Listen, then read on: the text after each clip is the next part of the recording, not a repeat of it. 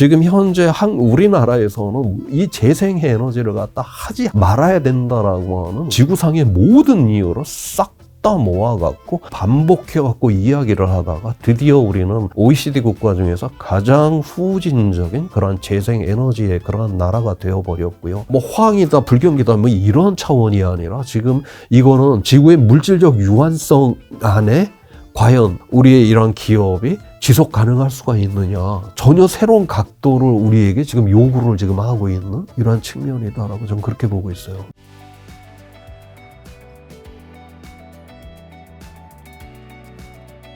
박사님 혹시 오늘 어떤 이야기 좀 준비하셨나요? 뭐 저야 뭐 기후 위기를 준비하는 사람이고요. 기후 위기와 관련돼서 특히 우리 이제 경제와 어떤 연관성이 좀 있을까 그 부분을 좀 더 강조를 해서 이야기를 한번 준비를 해봤습니다. 기후 위기가 정말 위기인 거는 맞는 거죠? 그렇죠. 우리가 이 기후 위기라고 하는 거는 지금까지 인류가 경험했던 위험들은 대체로 다 눈에 보이는 위험들이었죠. 그런데 이게 눈에 이제 당장 보이지를 않는 거니까 이 어마어마한 게 이제 몰려오면서도 이게 진짜 위기냐라고 하는 이런 이제 질문을 많이 듣게 되는데, 실제로 이거는 지금까지 인류가 경험했던 위험들은 다 회복이 좀 가능한 위험들이었죠. 우리가 잘 또 인류가 극복을 해왔었고요. 근데 이 기후위기는 이게 일단 우리 눈앞에 드러나면 이거는 회복이 불가능한 상황이 된다라고 하는 거거든요. 그러한 측면에서 이제 문명의 붕괴까지 걱정을 해야 되는 그런 위기다라고 그렇게 보고 있습니다. 자, 문명의 붕괴까지 걱정해야 되는 기후위기, 이제 박사님 준비하신 일단 이야기부터 한번 들어볼까요? 첫 번째, 여기는 이제 그림이 하나 있는데, 우리가 보통 기후위기를 대응할 때, 유엔에서 그 IPCC 보고서를 이제 기준으로 해서, 그 보고서를 기준으로 해서 이제 국제적인 기후변화 협상이 이제 이루어지게 됩니다. 거기에는 굉장히 이제 여러 종류의 이제 IPCC 보고서들이 이제 나오게 되는데, 이번에 6차 보고서가 나왔고요. 그 보고서 중에 적응 보고서라고 하는 게 있는데, 그 표지를 장식을 했었던 그런 그림이에요. 그림의 제목이 있는데, 우리는 그 조상으로부터 지구를 물려받았고 우리의 후손으로부터 지구를 빌렸더라고 하는 그런 제목을 가지고 있습니다. 현 세대가 거의 지구를 박살날 정도로 지금 사용을 하고 있거든요. 이 상태로 우리가 다음 세대한테 그냥 넘겨준다? 그럼 우리 다음 세대에는 결코 지속할 수가 없는 상태가 될 거다라고 하는 거죠. 결코 이 지구는 우리가 주인이어서 우리가 마음껏 사용할 수 있는 것이 아니라 빌린 지구이기 때문에 온전한 상태로 지속할 수 있는 상태로 다음 세대에 넘겨줘야 된다는 그런 메시지를 갖고 있거든요. 오늘날 이런 위기의 그런 본질이 바로 이제 지구의 위기, 이제 기후의 위기다라고 하는 것인데, 그 중에서 가장 대표적인 현상인 바로 이제 기후 위기에 대해서 한번 살펴보도록 하겠습니다. 이번에 IPCC 그 6차 보고서가 이제 가장 최근에 나왔고, 이 보고서가 마지막에 이제 나오는 보고서는 과학자들 용으로 나오는 게 아니라 궁극적으로다가 이제 유엔의 외교관들이 그걸 보고서 협상을 해야 될 거 아니에요. 그래서 마지막에는 정책 결정자를 위한 보고서가 나옵니다. 이게 올해 3월 달에 이제 발간이 돼서 나왔는데, 그 보고서의 첫 번째 이제 그림이에요. 정부 간 기후변화 이제 협의체라고 하는 곳인데요. 그 유엔에서 각 나라의 이제 기후 과학자들이 이렇게 다 모입니다. 그래서 이 과학자들이 모여갖고 자기가 알아서 글을 쓰게끔 그렇게 돼 있지는 않아요. 가장 핵심 이분들이 누구나 다 동의를 하는 핵심적인 이런 연구 논문들을 골라내는, 추려내는 작업들을 합니다. 그래서 거기 있는 그 내용을 갖고서만 이 보고서를 작성을 하게끔 그렇게 돼 있어요. 인간의 이 집단 지성이 가장 합리적으로 정리된 보고서가 바로 IPCC 보고서다라고 그렇게 하고요. 그 다음에 보고서가 완성이 되면 각 정부로 보내서 승인을 받도록 돼 있습니다. 그래서 가장 합리적이고 가장 광범위한 합의 속에서 이루어진 보고서. 그렇기 때문에 우리가 모든 기후 변화와 관련된 이런 정책에 있어서를 기준을 잡을 때 IPCC 보고서를 기준으로 잡게 되는 것입니다. 이 그림은 1900년도에서요, 이제 2100년까지 기온의 변화를 이제 보여주고 있는데, 세로줄 한 줄 한 줄이 지구의 평균 기온을 나타내고 있어요. 여기 뭐 하늘색은 평년보다 온도가 낮았다. 여기 이제 붉은색이 강하면 강할수록 평년보다 온도가 높다라고 하는 걸 의미를 하는데, 지금 2020년도로 기준으로 해갖고 우리 인류는 이미 1.1도 1도를 지금 상승을 시켰습니다. 1.1도, 인간이 지금까지 화석연료를 태워갖고 1.1도로 상승시켰다라고 하면 이 1.1도가 우리가 이제 그 위험을 느낄 수 있는 온도는 아닌데, 이거는 지구의 지금 평균 온도가 지금 이제 1도가 지금 상승이 되었다라고 하는 거거든요. 이거는 뭘 의미를 하냐. 과거에 자연적으로다가도 기온이 막 오르락 내리락 합니다. 뭐 빙기, 간빙기 그랬었는데, 우리가 6,500만 년 전, 그러니까 공룡이 이제 멸절한 이후 현재까지 자연적으로 가장 빠르게 기온이 상승한 속도가 1000년에 1도가 자연에서는 가장 빠른 속도입니다. 근데 우리 사람들은 화석연료를 태워갖고 지금 100년 만에 지금 1도로 상승을 시켜놔버렸거든요. 자연에서 가장 빠른 속도보다 10배나 빠르게 변화를 일으켜버렸다라고 하는 거죠. 자, 이렇게 되면 어떤 일이 일어나냐. 기후가 이렇게 균형을 딱 잡고 있었는데 자연에서 가장 빠른 거 10배나 빠르게 확 이렇게 변화가 일어나니까 이 기후가 균형이 무너지게 됩니다. 그러면서 이제 불안정성이 커지게 되면서 극단적인 날씨가 이제 증폭을 하게 돼요. 그래서 1980년도에 전 세계적으로 야한 극단적인 날씨가 200개 정도가 발생을 했었는데, 최근 들어서 900개를 지금 돌파를 하고 있거든요. 고작 1도밖에 상승을 안 했는데 극단적인 날씨는 이미 이제 4배 이상이 증폭을 한 그러한 상황이고, 우리가 이어서 온실가스 배출량을 줄이지 않으면 이게 더욱더 이제 증폭을 하게 되는 그런 상황이다라고 하는 것이고요. 2020년 이후에 2100년을 보니까 이게 미래 기후가 하나가 아니라 여러 개로 나오잖아요. 이게 왜 이렇게 여러 개로 나오냐. 앞서 이야기를 했듯이 우리 인간들은 자연에서 가장 빠르게 변하는 속도보다 10배나 빠르게 변화를 일으키다 보니까 이제 자연이 미래 기후를 결정 못합니다. 우리 인간들이 어떤 세상을 만드느냐에 따라서 온실가스 배출량이 달라지게 되고, 거기에 따라서 미래 기후가 결정난다라고 하는 거죠. 자, 그런데 우리 인간이 도대체 앞으로 100년 이내에 어떤 세상을 만들는지 그게 지금 불확실해요. 그래서 이런 세상, 요런 세상, 저런 세상,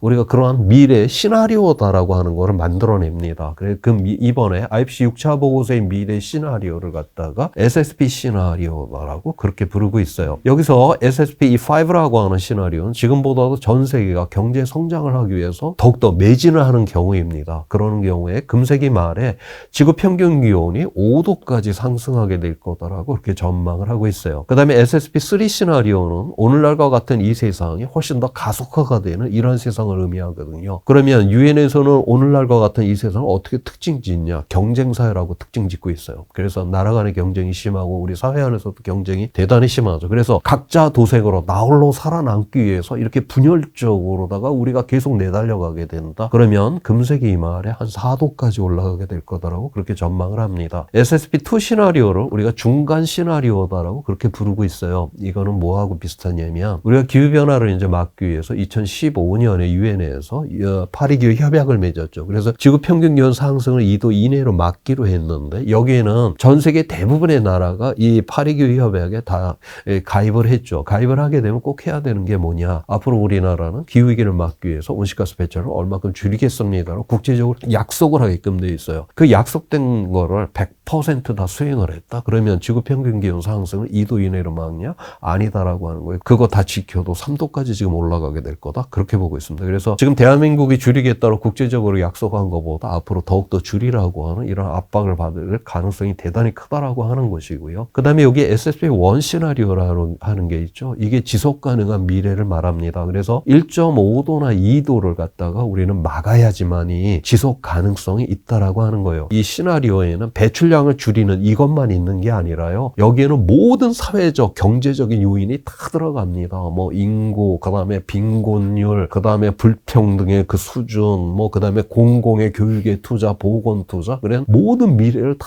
고려한 다음에 이제 이런 시나리오를 이제 만들어내는 것인데, 여기서 이제 1.5도, 2도를 이제 우리는 막아야지만이 지속 가능성이 있다라고 그렇게 보고 있어요. 그런데 우리는 이게 0에서 가는 게 아니죠. 우리는 이미 1.1도로 이미 상승시켰다. 그래서 절반 이상을 지금 먹고 들어와 버린 이런 상황. 그만큼 우리에게는 지속 가능성이 굉장히 지금 좁혀져 있다라고 하는 것을 여기서 이야기를 해줍니다. 우리가 쉽게 이야기할 때 뭐 산업혁명 이전 이렇게 이제 이야기를 하는데, 우리가 이 온도계가 전 세계 지상 온도계가 문제가 전 세계에 퍼져서 전 세계의 관측망이 구축이 된 해가 1850년입니다. 그래서 1850년이면은 이제 전 세계 뭐 섬이라든가 이런 데 다 그래도 온도 관측 자료들이 있기 때문에 우리가 전 세계 평균 온도를 갖다가 어느 정도 정확하게 뽑아낼 수가 있어요. 우리가 1850년에서 1900년 그 50년 동안의 평균 그거를 이제 0으로 놓고 얼만큼 온도가 올라갔나를 그렇게 봐요. 근데 이제 좀 더 우리가 쉽게 이야기를 하기 위해서는 이제 산업혁명이 우리가 화석연료 태우면서 기온이 상승되었으니까 산업혁명 이후 뭐 이렇게 표현을 쓰는데 정확하게 이제 이야기를 하면 1850년에서 1900년도의 평균 온도에 대한 변화다라고 보시는 게 정확합니다. 그러니까 보통 사람들이 헷갈려하는 게 산업혁명 이전과 비교하니까 산업혁명 하면 보통 이제 1750년, 100년 전인데 근데 이거 비교할 때는 이제 50년간의 평균을 따지니까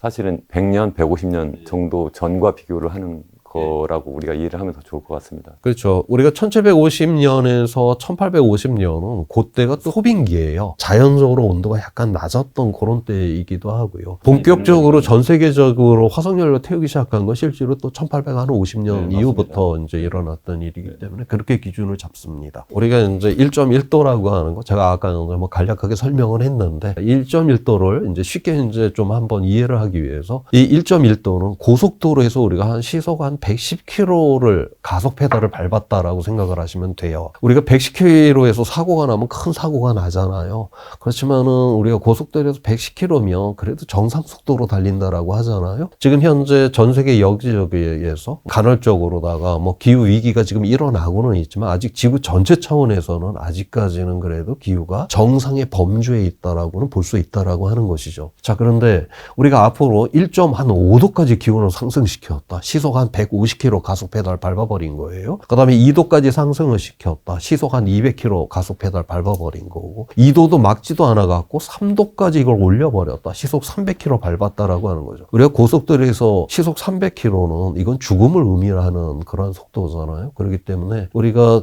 지구 평균 기온이 3도까지 올라갔다. 이건 곧 문명의 붕괴를 지금 우리는 의미를 한다라고 그렇게 보고 있어요. 그 다음에 우리가 보통 시속 한 50km로 달리다가 10km를 더 가속을 해서 60이 되고 70이 되고 우리가 50으로 달릴 때나 70으로 달릴 때나 그 위험의 그거를 잘 인지를 못합니다. 마치 우리가 0.5도가 기온이 상승됐다가 뭐 0.6도가 됐다 0.7도가 여기서는 우리가 그 변화를 잘 인지를 못해요. 자, 그런데 지금 우리는 110km를 지금 달리고 있잖아요. 여기서 10km를 더 가속을 해서 120이 되고 130이 되고 140, 150 10km 가속할 때만 이게 차가 흔들리고 운전대가 흔들리고 완전히 이건 다른 상황으로 들어가죠. 지금 우리는 이미 1.1도로 상승시켰고 여기서 이제 0.1도, 0.1도, 0.1도 이제 올라갈 때마다 지금까지는 우리 0.1도 상승할 때 뭐가 변하는지 잘 몰랐어요. 이제부터는 0.1도, 0.1도 올라갈 때 이 기후위기가 대단히 빠르고 강하고 자주 명백하게 우리 눈앞에 드러나는 이러한 상황으로 우리 앞에 이제 다가오게 될 거다라고 그렇게 보고 있어요. 그래서 지금부터는 우리는 0.1도, 0.1도 이 하나하나를 거의 최선을 다해서 지금 막아야 되는 그런 상황이에요. 그래서 안토니오 구테우스 유엔 사무총장이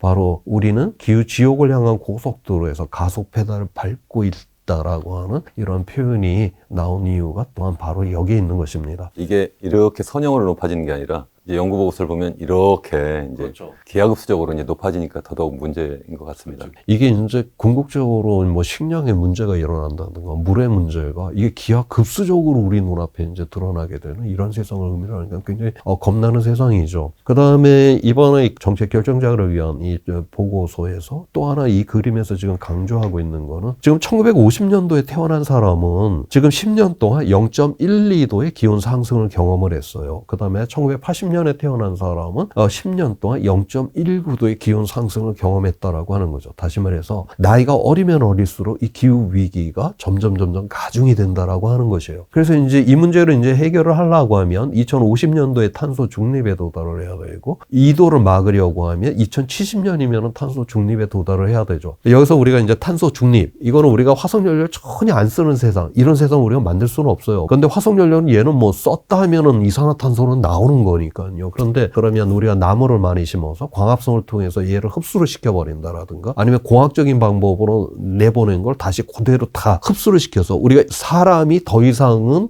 이 이산화탄소를 증가시키지 않는 상태, 이거로 이제 우리가 탄소 중립이라고 하거든요. 자, 그런데 2050년에 탄소 중립 1.5도를 맞는 이유, 2050년에 탄소 중립에 도달하고 2도를 맞는 2070년에 이제 탄소 중립에 도달을 했는데 더 이상 공기 중에 사람들은 이산화탄소를 늘리지 않는 상황이에요. 그럼에도 불구하고 온도는 안 떨어지고 그대로 유지가 됩니다. 도대체 이게 왜 그런가? 지금 우리 한국 사회에서 미세먼지가 큰 이슈가 되곤 하죠. 미세먼지 같은 경우는 한번 나오면 대부분이 하루 이틀 만에 자연적으로다가 다 사라져버려요. 공기 중에서 버텨내는 미세먼지가 한 일주일 정도 버텨낼 수가 있습니다. 그렇기 때문에 이 미세먼지는 그냥 우리 세대가 배출을 하고 우리 세대가 그냥 둘러 마시고 우리 세대가 건강이 안 좋아지는 그냥 우리 세대의 그냥 문제일 뿐이에요. 이거는 다음 세대하고는 상관이 없습니다. 기껏 해봤자 일주일밖에 공기 중에서 버텨내질 못하니까. 그런데 이제 온실가스 같은 경우는 한번 공기 중에 나오면 얘는 수백 년, 수천 년 동안 공기 중에 그대로 남아요. 그러니까 얘는 배출이 되면 계속 누적이 된 상태가 된다라고 하는 거죠. 오늘날 우리 기성세대는 화석연료를 태워서 편익을 대단히 많이 누렸죠. 그 결과로 나온 이 온실가스가 미세먼지처럼 그냥 일주일 만에 없어져 버린다? 그러면 이거 아무 문제 아닙니다. 별거 아니에요. 그런데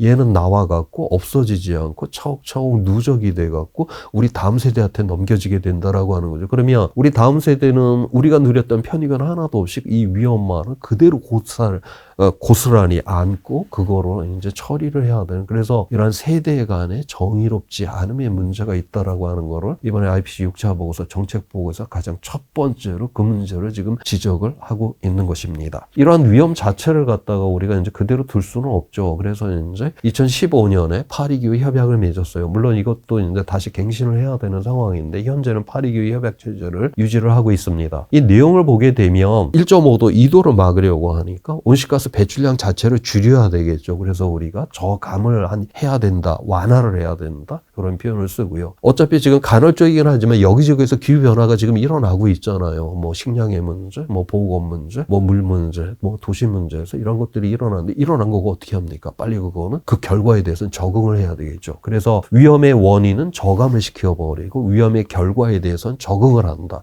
그 다음에 하나 중요한 내용이 또 하나가 있어요. 세 번째, 전 세계의 금융 흐름이 기후위기 대응 목표에 맞게 조정을 한다는 것도 이 파리기후 협약 안에 들어가 앉아 있습니다. 다시 말해서 화석연료 산업에 대한 이 금융권의 투자를 갖다가 지금 중단하라라고 하는 거고 재생에너지와 같은 기후위기를 막을 수 있는 쪽으로다가 이 모든 금융의 투자를 갖다가 방향을 바꾸라고 하는 것도 파리기후 지금 협약에 돼 있습니다. 이게 왜 그런데 작동을 안 하냐? 파리기후 협약은 자발성이에요. 강제성이 없기 때문에 제대로 작동은 안 하지만 이미 국제적 합의 속에서는 이런 금융의 변화도 지금 요구하고 있다라고 하는 것이죠. 지금 이 기후위기 대응이라고 하는 거는 대한민국 스스로 만든 과제가 아니죠. 이건 유엔에서 전 세계 모든 나라들이 합의를 통해서 국제 정치적으로 우리에게 압박을 가하는 이러한 상황을 지금 의미를 합니다.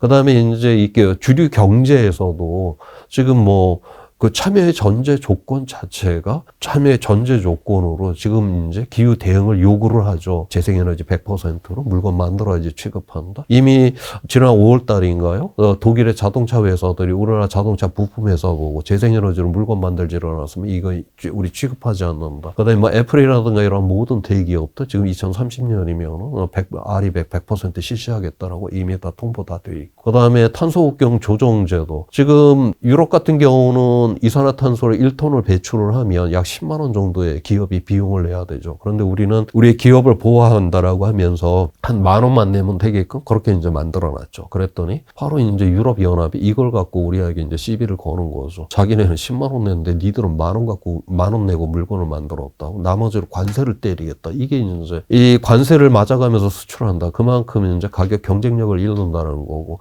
만약에 우리나라 안에서 그 10만 원의 비용을 우리 기업이 냈다라고 하면 어찌됐든 간에 그 돈은 우리 안에서 도는 돈이 될 텐데 수출을 하기 위해 갖고 그 생도를 갖다 유럽에 갖다 바쳐가면서 수출을 해야 돼. 이런 어처구니 없는 사태가 일어나는 거. 이게 바로 탄소국경 조정 제도라고 하는 거거든요. 지금 유럽연합이 2026년 1월 1일부터 본격 실시다라고 이미 그렇게 지금 통보가 되어 있죠. 오늘날 우리 대한민국은 우리 영토 안에서 뭐 식량, 자원, 에너지를 공급받는 나라가 아니잖아요. 우리는 지금 이 세계 주류 시장에 참여를 해야지만이 오늘의 삶을 유지를 하고 발전시킬 수 있는 이러한 나라입니다. 바로 이 세계 주류 시장에 참여 전제 조건이 바로 기후위기 대응을 요구를 한다. 그래서 우리나라 같은 경우는 기후위기 대응을 갖다 적극 대응하지 않는다 그러면 기후위기 이전에 바로 시장의 위기, 경제 위기가 가장 첫 번째로 올 수밖에 없는. 왜냐하면 우리는 뭐 다 우리의 경제 자체가 다 외부를 통해서 그렇게 이제 우리의 삶이 지금 이루어지고 있기 때문에 더욱더 우리는 치열하게 기후위기 대응을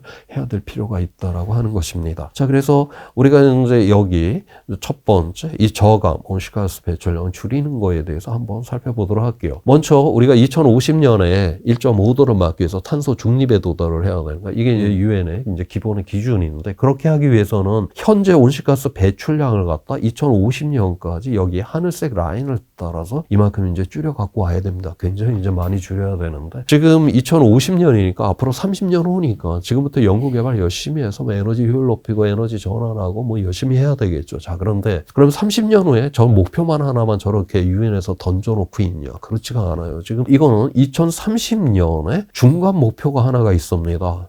여기 그래서 2030년에 현재 배출량을 갖다 2030년까지 43%를 지금 줄여야지만 지금 우리는 탄소 중립에 도달할 수 있다라고 하는 거거든요. 2030년에 앞으로 7년밖에 안 남았는데 저거는 지금 뭐 연구 개발하고 뭐 해갖고서 그렇게 해서 저거 달성할 수 있는 문제가 아니거든요. 현재 우리의 능력으로 바로 저 문제를 지금 해결을 해야 된다라고 하는 건데 이것도 이번에 IPCC 6차 보고서가 현재 인류가 갖고 있는 이런 실력으로 얼만큼 2030년까지 온실가스 배출량을 줄일 수가 있나? 다 계산 다 해놨습니다. 자, 여기 보면 각 부분별로다가 2030년까지 줄일 수가 있는 우리 인류가 줄일 수 있는 이산화탄소의 양 계산 다 있어요. 그 다음에 여기 칼라로 표시가 된 거는 비용을 의미를 합니다. 하늘색은 투자한 것보다 이익이 될 거고 빨간색이 강하면 강할수록 그 이제 비용이 크다라고 하는 거를 의미를 하는데요. 이산화탄소를 1톤을 줄일 때 $100 1톤을 줄일 때 $100 미만의 기술만으로다가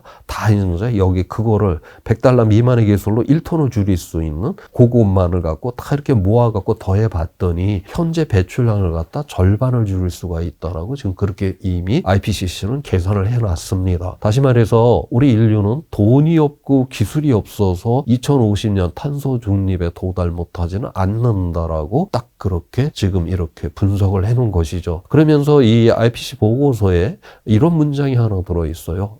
단지 장애물이 있을 뿐이다. 그러니까 오늘날의 이러한 기득권의 이러한 정치 경제적인 이러한 세력들이 이러한 새로운 세상을 가고자 하는 것을 갖다 막고 있기 때문에 못 가는 것이지 결코 우리는 돈 없고 기술 없어서의 문제는 아니다라는 게 바로 유엔의 지금 입장이다라고 하는 것입니다. 그건 마치 이제 식량 위기가 이제 지역별 많이 있는데 전 세계적으로는 식량 생산이 부족해서 기회가 있는 게 아니잖아요. 그것도 국가적 이익이라든가 어떤 산업이나 기업적인 어떤 이익이 이게 극대화된다고 하는 그런 이유 때문에 도리어 정작 가야 될 곳으로 식량이 잘 못 가는 것처럼 이것도 그런 게 아닌가. 그 중에 다행인 건 어쨌든 돈과 기술로 탄소 중립이 가능은 하다는 거네요. 그렇죠. 가능은 한데도 그 능력이 있음에도 불구하고 우리가 그거를 달성을 못했다 우리 세대. 그러면 도대체 우리 세대는 도대체 어떤 정신머리로 이 세상을 살았냐라고 하는 이러한 비난을 우리의 다음 세대한테 들어야 되겠죠. 오늘날 이러한 전환이라고 하는 게 정말 무섭도록 빠르게 지금 일어나고 있습니다. 올해 이제 네이처 논문에 나온 건데 LCOE라고 하는 거는 우리가 새로 이제 발전소를 만들어서 그게 내구 연한이 다 되도록 이제 사용했을 때까지 들어가는 그 비용이 있을 거 아니에요. 비용을 갖다가 이제 계산한 그런 결과를 보여주고 있는데 2023년도를 기준으로 2023년도 올해 같은 경우 여기 지금 파란색으로 칠해놓은 지역들이 다 이제 풍력이 가장 싼 지역들입니다. 그 다음에 여기 분홍색으로 칠해놓은 곳은 태양광이 가장 싼 곳이고요. 고동색으로 칠해놓은 나라 우크라이나, 러시아, 그다음에 우리 대한민국 요 세 나라는 지금은 이 핵발전이 가장 싼 나라라고 지금 그렇게 돼 있어요. 뭔가 지금 대한민국이 지금 무슨 뭐 원전의 르네상스가 일어난다라고 하는데 실제로 지금 한 해에 새로 짓는 그 발전소 새로 짓는 거에 80% 이상은 다 풍력과 지금 태양광이거든요. 어떤 그 자료를 봐도 지금 이제 이 원전의 르네상스가 일어나는 이러한 자료를 지금 찾기가 대단히 어렵습니다. 2027년이 되게 되면 우리나라 이 영역 역시도 태양광이 가장 싼 지역이 될 거다라고 지금 그렇게 보고 있어요. 그러면 태양광 저 풍력을 왜 저렇게들 사용을 하냐? 저게 그러면 굉장히 비용이 많이 드는데도 지금 다른 나라들이 막 이 인류애가 막 넘쳐. 그게 아니죠. 지금 뭐 비용, 그 다음에 이러한 효과적인 이러한 측면에서 시장에서 가장 싼 것이 되었기 때문에 저렇게 지금 확산이 지금 일어나고 있다라고. 지금 우리나라 같은 경우 이런 이제 자연 환경에 대한 이런 문제들을 굉장히 이제 걱정을 많이 합니다. 재생에너지 이런 확산을 했었을 경우에 지금 현재 우리나라가 앞으로 필요한 이 전력 같은 경우는 현재 태양광의 이 능력으로 봤을 때 약 서울 면적의 한 2배 정도를 태양광판을 깔아야지 우리나라에 이제 필요한 전력을 공급할 수가 있다라고 해요. 지금 대한민국은 지금 이미 서울 면적을 이제 골프장 면적으로 그렇게 이제 쓰고 있는 아주 영토가 널널한 나라입니다. 제가 보기에는 뭐 서울 면적을 골프장으로 쓰고 있는 나라니까. 가만히 보시면 유럽 중에 제조 국가인 독일하고 한번 비교를 해봤을 때 이제 독일 같은 경우는 2023년도 이제 올해를 기준으로 해갖고 재생에너지로 50%를 돌파를 했죠. 그 다음에 핵발전소는 문을 다 닫아버렸고요. 지금 2035년이면 100% 태양광과 풍력으로 모든 전력을 공급한다가 이제 국가 목표로 계속적으로 이제 태양광 풍력을 이제 늘려가고 있는데, 그러면 독일이 자기의 지금 영토 안에다가 지금 그렇게 지금 확장을 시키고 있거든요. 우리나라 같은 경우는 이 자연 조건 이거를 비교를 하게 될 때 항상 어디랑 비교를 하냐면 저기 저위도 사막하고 이제 비교를 해서 태양광이 형편없다라고 하고, 그 다음에 저기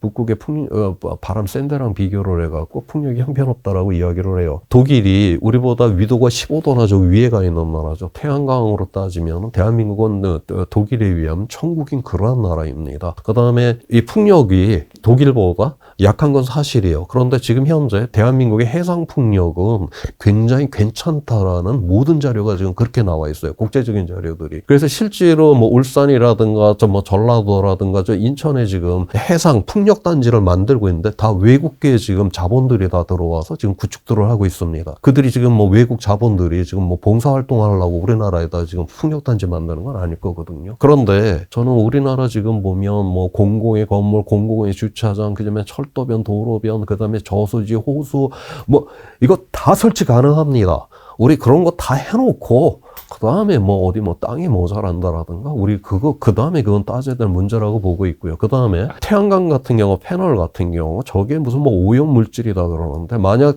태양광판이 오염 물질이어서 걱정이면 집에 있는 그 TV, 그 LCD TV들 갖다 다 떼어내야 됩니다. 그 LCD TV에 들어간 중금속보다 이 태양광판이 훨씬 더 적게 들어가요, 중금속이. 그 다음에 태양광은 그거는 말 그대로 그냥 그거 저기 석영, 그냥 유리입니다, 유리. 그렇기 때문에 얼마든지 그거는 재생해서 다 쓸 수가 있는 것이고요. 지금 현재 우리나라에서는 이 재생 에너지를 갖다 하지 말아야 된다라고 하는 오만 지구상의 모든 이유를 싹 다 모아갖고 그것만을 반복해갖고 이야기를 하다가 드디어 우리는 OECD 국가 중에서 가장 후진적인 그러한 재생에너지의 그러한 나라가 되어버렸고요. 보시는 그림에서 보듯이 전 세계 전혀 이 흐름에서 지금 완전히 홀로 동떨어지. 우리나라가 언제부터 러시아, 우크라이나와 함께 이 에너지를 갖다가 이 공조를 하면서 저렇게 갔던 나라였습니까? 우리가 그래도 지금까지 이만큼 그래도 어느 정도 살아왔던 건 세계 주류 시장에 적극적으로 참여를 해왔기 때문에 그런 건데, 뭔가 지금 세계 주류에서 대한민국이 굉장히 지금 벗어나고 있는 이러한 상황이 되었다라고 하는 거, 저는 여기에 지금 위기가 있다고 그렇게 보고 있어요. 통하지만 하나 제가 아무래도 반대측 그 입장도 좀 말씀을 드리는 건 좋을 것 같아요. 일단 독일 예를 들으셨는데, 독일 같은 경우에 말씀하신 것처럼 이제 재생에너지로 거의 이제 100% 이제 전환하고 있는데, 가능했던 것이 첫 번째는 이제 러시아로부터 천연가스를 수입해서 천연가스를 이용한 그러한 화력 발전도 있었던 것이 하나고, 또 하나는 이 태양광 같은 경우에는 이 계절을 굉장히 많이 타기 때문에 겨울 같은 경우에는 옆에서 정 부족하면 이제 수입을 하는데 수입하는 게 보니까 프랑스 같은데 여기 프랑스는 보니까 원자력 발전을 한다는 거죠. 그러니까 자기가 직접 생산해서 원자력을 이용해서 생산해서 그 전력을 쓰는 건 아니지만 결국은 간접적으로 결국은 원자력 발전을 했다는 뜻이 된다는 얘기를 많이 이제 하는 거고 또 한 가지는 여기 지금 석탄이 있는데 석탄은 지금 가장 싼 전력원에 아무데도 들어가지 않잖아요.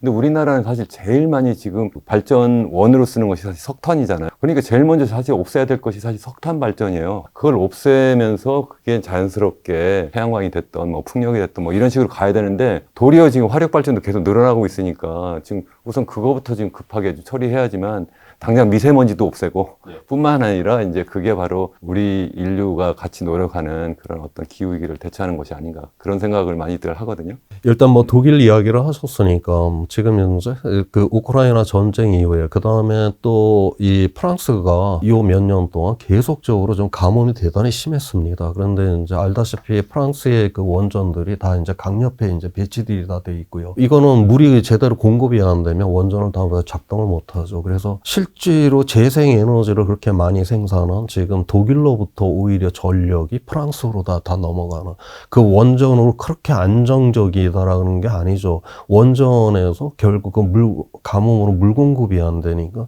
결국 그 부족한 거를 독일의 재생에너지가 막았다라고 보고 있고요. 이 재생에너지가 에너지 자체, 이 전력 자체가 불안전하다라고 하는데 실제로 그 정전율을 보게 되면 독일의 정전율이 프랑스의 정전율보다 더 낮습니다. 다시 말해서 이거는 이게 재생에너지냐 뭐 핵발전이냐 이 문제가 아니라 이건 그냥 기술의 문제로 얼마든지 이건 해결이 가능한 문제다라고 그렇게 보고 있다라고 하는 것이고요. 또한 핵발전은 한번 저거는 구축을 한다라고 하는 거 석탄 발전소로 대체를 하기 위해서 이 핵발전이라고 하는 거는 이게 이제 이유가 되기가 굉장히 어려운 게 그 지역 설득하고 그 다음에 그거를 만드는데 10년 이상이 걸리지 않습니까? 그런데 이 풍력 이 태양광은요 1년에 이건 뭐 핵발전 몇 개씩을 만들어낼 수가 있거든요. 독일이 1년에 지금 거의 한 20개 정도 가까이 되는 이런 핵발전 동 하나 그거에 한 20개 정도 가까이를 갖다 지금 매년 자기 그 영토 안에다 태양광과 풍력을 지금 늘리고 있거든요. 그래서 이런 문제들은 실제 벌어지고 있는 것들을 우리가 객관적으로 한번 따져보게 되면 이 핵발전으로다가는 그렇게 빠르게 지금 대응하는 거는 지금 불가능하다. 그렇게 지금 보고들 있는 현재 추세라고 좀 그렇게 보고 있어요. 저는 네. 재생에너지 쪽으로 많이 가긴 가야 되는데 그걸 무엇을 대체할 것이냐 저는 이제 아까 석탄을 사용하는 화력발전을 우선적으로 대체를 해야 되지 않는가. 그러니까 이제 핵발전은 저거는 지금 해봤자 지금 계획세 요새 해봤자 10년 이상 걸리는 거고 지금 태양광 풍력은 지금 하게 되면은 지금 그리고 쓸 수 있는 기술이고 가장 싼 기술이고 그 다음에 저거는 하기 시작을 하면 1년 이내 다 설치 끝나버리는 이야기고요. 그런 측면에서도 지금 우리는 이쪽으로 갈 수밖에 없다. 전 세계적인 이미 가격이 가장 싸요. 그래서 아리백에는 지금 저기 핵발전이 못 들어가지 않습니까? 그거는 핵 연료봉이 들어가 핵 폐기물이 들어가기 때문에 재생에너지가 아니잖아요. 기후 체계의 경제에 있어서도 별 도움도 되지도 않고요. 사실은 이제 제일 걱정하는 것 중에 하나 또 이 태양광 패널이 대부분이니까 경쟁력 있는 게 중국산인 거예요. 그래서 결국 수입을 많이 해가지고 우리나라 기업이 아니라 중국 기업만 좋은 일 시키는 거 아니냐 이런 얘기도 좀 많이 하죠. 그러니까 이런 게 굉장히 대한민국으로서는 참 뼈가 아프죠. 10여 년 전에 뭐 녹색 성장 해갖고 그때 이미 이제 기후변화 대응을 하기 위한 이런 이제 녹색 성장을 해야 된다. 거기에 뭐 재생에너지라든가 여러 가지 뭐 이런 것들. 그 당시에 그 흐름에 대한 이거를 파악을 한 거는 같아요. 전 세계도 그때 다 출발을 했으니까요. 자, 그런데 이게 재생에너지 이 분야 같은 경우는 이게 무슨 뭐 난이도가 높은 과학기술의 문제가 아니거든요. 무슨 뭐 백신이라든가 무슨 뭐 아주 고난이도의 이런 것들이 아니라 이거는 제조업이 강력하면은 이게 굉장히 이게 유리했던 사업이고 대한민국은 알다시피 제조업의 강국이었는데 그 10여 년 전에 그러한 어떤 우리의 그런 역량과 이러한 어떤 공적 자금을 갖다가 이쪽에 그때 중국이 투자를 했듯이 우리도 그렇게 투자를 그렇게 해왔으면 지금 굉장히 좋았을 텐데 우리는 이미 뭐 재생에너지를 하면 안 되는 나라로다가 거의 뭐 그렇게 하다가 결국 우리 OECD의 가장 후진적인 나라까지 그렇게 이제 떨어져 버린 이런 상황. 뭔가 지금 우리 대한민국이 이 흐름을 갖다가 지금 전 세계 지금까지 우리가 그래도 이만큼 잘 살게 된 거는 세계 주류의 흐름을 그렇게 잘 잘 따라와 갖고 우리 이만큼 만들어 놨는데 갑자기 최근 들어와서 대한민국은 뭔가 세계 주류의 흐름에서 막 벗어나려고 발버둥을 치는 막 이런 상황이 아닌가. 저는 기후 대응과 관련돼서는 뭔가 지금 세계 주류에서는 완전히 지금 벗어나겠다라고 발버둥 치는 게 우리의 모습이지 않을까. 저는 기후 위기보다도 이 위기를 인식을 못하는 오늘날의 이런 정치권의 이런 인식이 더욱더 위기다라고 저는 그렇게 보고 있습니다. 2009년인가 우선 녹색 성장한다 이렇게 정부가 추진한다고 했는데 결과적으로 보니까 4대강 사업밖에 기억이 안 남고 어떻게 보면 재생에너지 관련해서 그런 산업을 키우면 그게 막 경제도 부흥시키고 이제 환경도 지속 가능하게 만드는 아주 좋은 거였는데 사실 그게 제가 2005년에 UN 에스카비 했을 때 만든 개념이 바로 그린 그로스 녹색 성장이었거든요. 지금까지 계속 좀 추진이 되고 앞으로도 계속 추진되면 좋겠다. 그래서 기후위기도 우리가 이겨내고 동시에 경제도 더 부흥하는 그러한 어떤 전략으로서 쓰면 좋겠다 이런 생각을 합니다. 그때는 재생에너지가 굉장히 비쌌었죠. 우리가 투자를 한다라고 하는 거는 그 비용을 감수를 하고 투자를 해서 미리 기술을 확보를 하고 이런 규제가 이제 이게 어느 정도 이게 모양이 만들어지면 규제가 생기게 되니까 뒤에 이제 쫓아가야 되는 입장에서는 굉장히 어렵게 돼버리는 굉장히 좋은 찬스를 대한민국은 잃었었다. 저는 굉장히 안타깝게 생각을 하고 있습니다. 그 다음에 이제 이와 관련돼서 이번에 이제 IPCC 보고서에 하나의 챕터에 이런 게 있어요. 투자 및 이제 재정이라고 하는 이런 챕터가 있는데 여기서 이제 대표적인로 다루고 있는 게 바로 이제 물리적 위험과 이제 전환의 위험이다라고 하는 걸 다룹니다. 그래서 이제 물리적 위험이다라고 하는 거는 기업 입장에서 물리적 위험이에요. 작년에 이 태풍이 포항을 지나가면서 포철이 침수가 됐잖아요. 그럼 생산에 차질이 생기고 그다음에 그거를 복구를 하는데 수조 원의 비용이 들지 않습니까? 뭐 강에 물이 말라버렸다. 아무리 우리가 좋은 공장을 갖고 있어도 공장이 작동을 못하게 되는 것이죠. 그래서 그러한 것들을 우리가 이제 기후위기로 인한 물리적 피해다라고 그렇게 부르고 있고요. 그다음에 이제 전환의 위험이다라고 하는 거는 앞서 말했듯이 이미 이제 이 재생에너지라든가 이런 게 너무나 싼 시장 경제적인 입장에서 너무나 싼 이게 됐는데 홀로 이제 이 비싼 에너지 뭐 이런 거로 이제 붙들고 앉아 있다. 이렇게 되게 되면은 바로 이제 거기선 전환의 위험이 온다라고 하는 거죠. 왜냐면 그 기업의 뭐 자산의 가치의 하락이라든가 그 금융 이제 그 위험이 이제 올 수가 있다라고 하는 건데 여기에서 우리가 이제 3도 한 4도까지 기온이 상승된다. 이건 우리가 기후위기를 대응하지 않는 경우죠. 기후위기를 대응하지 않으니까 뭐 전 세계가 전환도 하지도 않는 거고 그러니까 여기서는 전환의 위험이라는 거는 거의 낮아요. 그런데 지금 이제 이런 경우에는 3도, 4도까지 올라가게 되면 결국 이제 물리적 위험이 이제 닥쳐오게 될 거다라고 보고 있고요. 1.5도나 2도를 막는다라고 한다. 우리는 기후위기를 이제 적극적으로 전 세계가 이제 대응을 하는 경우를 의미를 합니다. 그렇게 되는 경우에는 물리적 위험은 적게 되는데 여기에서 바로 전환의 위험이 발생을 할 수가 있어요. 만약에 정책의 신뢰도 자체가 낮아버리면 전환의 위험이 온다라고 하는 거죠. 어떤 정부는 재생에너지 열심히 합시다 그러고 어떤 정부는 재생에너지 하면 안 된다라고 그러고 그럼 기업 입장에서 이거 투자를 해야 되는지 말아야 되는 건지 왔다 갔다 정책 자체가 왔다 갔다 해버리면 여기에서 바로 이제 전환의 위험은 일어난다라고 지금 IPCC 보고서는 이러한 자료를 또한 분석을 한 결과가 있습니다. 여기에 대해서 그러면 전 세계의 이런 정책 결정자들은 어떻게 지금 보고 있는지 한번 그 시각을 한번 보도록 할게요. 이코노미스트지에서 나온 건데 전 세계 이제 중앙은행의 고위직들이 이제 연설에서 뭐 워크숍이라든가 포럼 같은 데서 그 연설문에서 자주 언급되는 단어의 이제 비율을 갖다 보여주는 그런 이제 자료입니다. 중앙은행은 당연히 인플레이션을 잡는 게 목표니까 당연히 이제 인플레이션이라는 용어를 가장 많이 사용하죠. 그런데 2000년 이후 최근까지 보면 이 인플레이션은 이 용어를 사용 비율이 조금씩 줄고 있어요. 그 대신에 바로 기후 변화라든가 불평등이라든가 뭔가 금융가들이 사용하지 않는 이러한 단어를 최근 들어서 많이 사용하고 있다라고 하는 것입니다. 이와 관련돼서 또 하나 이제 보게 되면 우리가 이제 또 하나 대표적인 정책 결정자들의 모임이 이제 세계 경제 포럼인데 여기 뭐 세계 뭐 정상들 그다음에 이제 뭐 거대 기업의 뭐 CEO들 그다음에 경제학자들이 모여서 한 해를 전망하죠. 이분들에게 이제 설문 조사를 하는데 그 내용 중에 하나가 앞으로 10년 이내 전 세계적으로 발생할 수 있는 위험이 무엇인가요? 금년에 나온 결과를 보니까 1위부터 지금 10위까지 있는데 녹색이 지금 기후 환경과 관련된 위험이 가장 크다. 그다음에 이제 여기 빨간색 이게 사회적 위험은 두 번째로 이렇게 봤습니다. 이거 2007년도부터 동일한 질문을 갖고 계속 해와서 과거의 자료가 있거든요. 2012년에서 2021년까지 1위부터 지금 5위까지를 보여주는데 지금으로부터 10년 전에는 여기 파란색들 경제적 위험이 가장 크다라고 봤어요. 세계 경제 포럼에 모인 이런 정책 결정자들이 뭔 이 위험이 일어나냐? 경제 위험이지. 이렇게 이야기를 했던 분들이 이제는 경제 위험, 바로 이제 기후 환경적 위험, 그다음에 사회적 위험을 더 크다라고 본다라고 하는 거죠. 이 사회적 이 위험도 대부분이 다 이 기후 변화와 굉장히 지금 연관이 지금 큽니다. 예를 들어서 우리가 1.5도까지 기온이 상승된다. 그러면 이 식량이라든가 이 물 문제로 인해서 한 난민이 한 1억 명 정도까지 지금 발생하지 않을까 그렇게 지금 전망하고 있어요. 그다음에 0.5도가 더 올라와서 한 2도 이상 기온이 상승한다. 그러면 난민이 폭발적으로 증가를 합니다. 7억까지 가게 될 거다라고 그렇게 보고 있거든요. 이 수억 명의 사람들이 먹고 살겠다고 막 남의 나라 국경들을 막 넘나드는 이러한 세상이 된다라고 하는 거거든요. 여기에서는 이러한 선진국들도 이제 감당이 안 되는 이런 상황이 된다. 그러한 측면에서 이 사회적 위험이 크다라고 보는. 그래서 이제는 이 병든 지구와 병든 사회에서는 바로 더 이상 이윤 추구가 불가능하다라고 하는 거를 인식하는. 그래서 경제 위험보다 바로 이러한 요인들을 더 따져야 된다라고 하는 거를 정책 결정자들도 인식을 했다라고 하는 것입니다. 이게 우리 사회의 이제 정의의 문제하고 이제 또 연관이 됩니다. 지금 현재 1인당 이산화탄소 배출량인데요. 소득 수준 전 세계에서 상위 1% 안에 들어가는 사람이 1년 동안 48톤을 배출을 해요.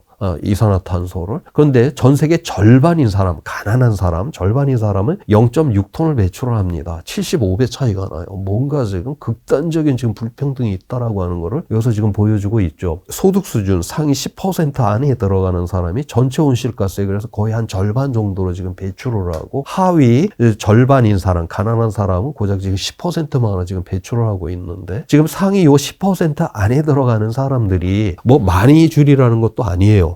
유럽연합 평균 수준으로만 좀 줄여줘도 내일 당장 온실가스가 3분의 1이 줄어듭니다. 다시 말해서 오늘날의 이 기후 위기다라고 하는 거는 바로 이제 잘 사는 사람들의 이런 과잉의 소비에 의해서 지금 일어나고 있다라고 하는 것이고요. 오늘날 이 지구가 이 지속 가능성이 무너진다라고 하는 거는 바로 이제 이 잘 사는 사람들의 이 과잉의 욕망을 스스로 지금 억제를 해줘야지만이 바로 우리가 지속 가능할 수가 있다라고 그렇게 보고 있어요. 지금 현재 우리 인간은 80억이 지금 살아가고 있는데 약 8억 명이 지금 굶주림에 시달리고 있다라고 보고 있거든요. 그런데 우리는 생산한 식량의 3분의 1을 지금 쓰레기로 내다버리고 있습니다. 식량은 남아돌게 생산하면서도 누군가는 지금 굶고 있다. 다시 말해서 이 세상에 어딘가에 결핍이 있다라고 하면 이건 성장을 못해서가 아니라 이 세상이 정의롭지 않다라고 하는 거를 우리가 이제 인식을 해야지만이 오늘날의 이 위기로부터 벗어날 수가 있다라고 하는 거죠. 이 네이처에 이제 나온 논문인데 전 세계 이제 극빈층 기준으로 그게 이제 1.9달러인데 1.9달러도 소득이 안 되는 사람 이 정도면은 이제 하루 3끼 먹기도 힘든 사람들입니다. 이 사람들한테 다 1.9달러 수준으로다가 다 이거 소득 수준을 갖다 높여놨다. 그랬을 경우에 온실가스가 얼마나 느냐? 1% 미만이 는다라고 그렇게 보고 있어요. 그 다음에 전 세계 절반은 5.5달러 정도. 그러니까 이게